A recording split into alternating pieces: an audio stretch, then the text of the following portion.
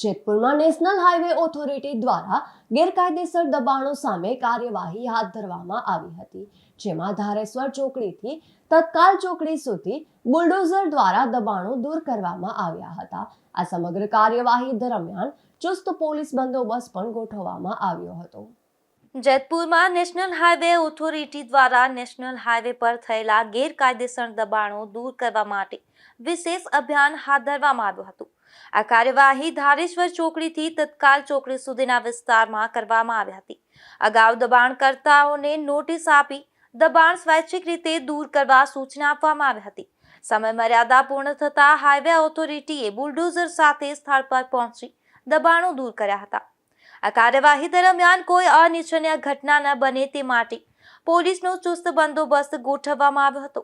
National હાઈવેને અવરોધ મુક્ત અને સુરક્ષિત બનાવવા માટે આ કાર્યવાહી કરવામાં આવી હોવાનું અધિકારીઓએ જણાવ્યું હતું। Bureau report, Gujarat news, Jetpur.